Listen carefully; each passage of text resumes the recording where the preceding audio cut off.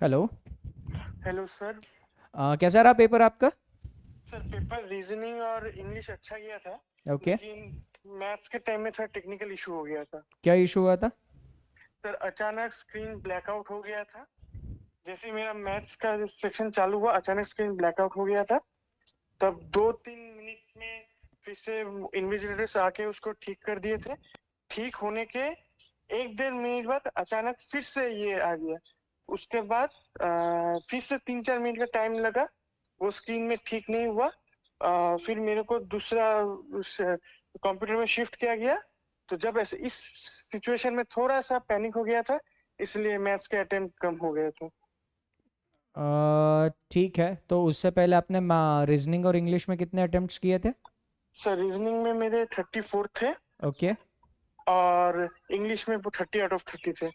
Okay. और maths में इसके लिए, इस हेफाजत के लिए सिर्फ 12 ही अटेम्प्ट कर पाए थे, क्योंकि लास्ट टाइम में कैलकुलेशन दिमाग में नहीं चल रहा था। तो मतलब ये जो टेक्निकल इशू है तो आपका कहना है कि इसकी वजह से सिर्फ 12 ही क्वेश्चंस अटेम्प्ट हुए आपके? हाँ सर, लास्ट में थोड़ा ब्रेन फ्रीज हो गया था, इसलिए ठीक। नहीं कर पाया था। ओके, तो मुझे एक बात बता दीजिए, आपने लास्ट ईयर कौन कौन से एग्ज़ाम दिए थे? Sir last year RRB PO clerk, IBPS PO clerk और एसबीआई पीओ क्लर्क, साथ में आरबीआई ग्रेड बी का एग्जाम दिया था। और इनमें से कौन कौन से एग्जामिनेशन क्लियर हुए थे? इसमें से आरआरबी पीओ का मेरा प्री क्लियर हुआ था, आईबीपीएस का क्लर्क क्लियर हुआ था, और एसबीआई का क्लर्क पीओ दोनों का प्री क्लियर हुआ था, और आरबीआई ग्रेड बी का फेज 1 क्लियर हुआ था। ठीक है। ठीक है।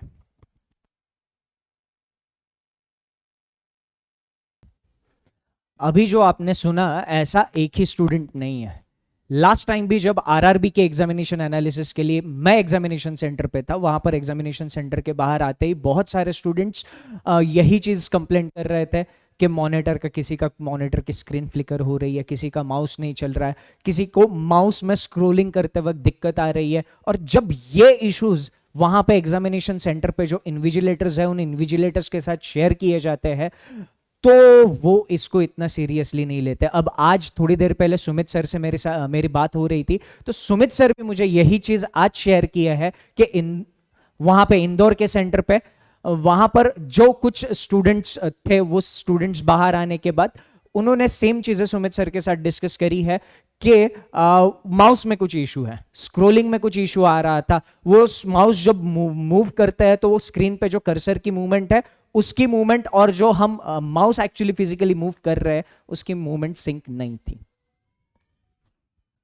इसकी कंप्लेंट जब इन्विजिलेटर के पास कर दी गई, तो इन्विजिलेटर से जो रिस्पॉन्स आया था वो था कि सभी के साथ ऐसा ही होता है। Not done. Not done.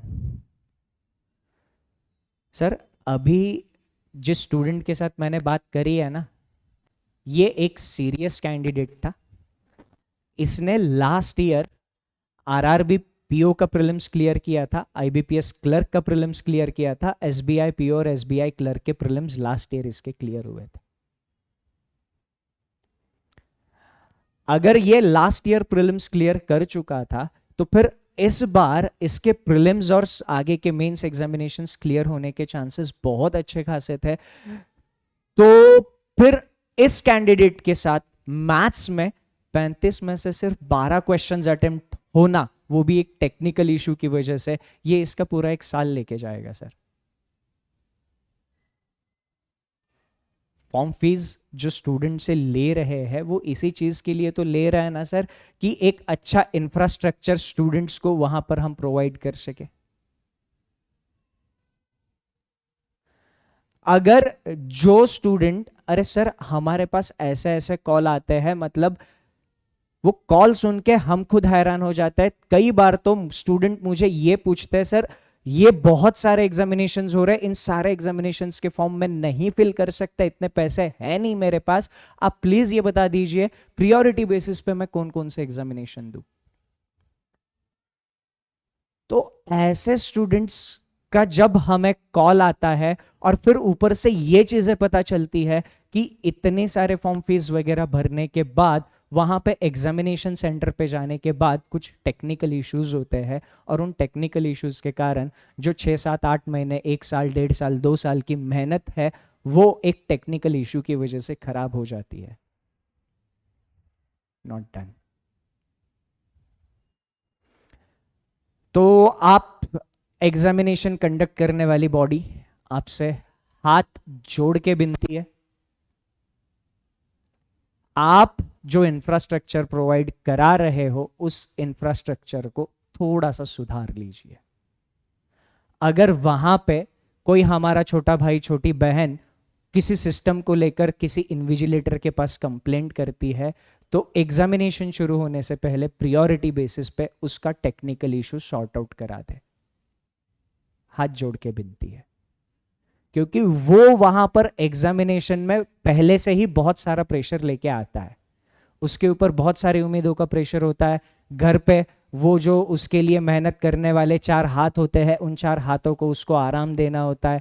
और भी बहुत सारी जिम्मेदारियां वो एग्जामिनेशन देने वाले कैंडिडेट के सर के ऊपर होती है. और ये मैं ऐसे ही हवा में बातें नहीं कर रहा हूँ. बहुत सारे एस्पिरेंट्स हैं, मतलब ऐसे स्टूडेंट्स, मैंने अभी थोड़ी देर पहले जिक्र किया कि ऐसे ऐसे भी कॉल्स आते हैं कि एग्जामिनेशन फी, मतलब एग्जामिनेशन फॉर्म भरने के पैसे नहीं है, कौन सी एग्जामिनेशन दूं.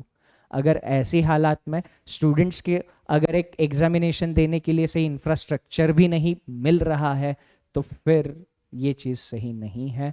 आई होप कि आप इस चीज़ की, मतलब इस चीज़ को आप नोट करोगे और आने वाले एग्जामिनेशन में सारे के सारे हमारे जो भाई बहन स्टूडेंट्स हैं उन सारे लोगों को एक अच्छा टेक्निकल इंफ्रास्ट्रक्चर वहाँ पे एग्जामिनेशन देने के लिए अवेलेबल होगा. Thank you.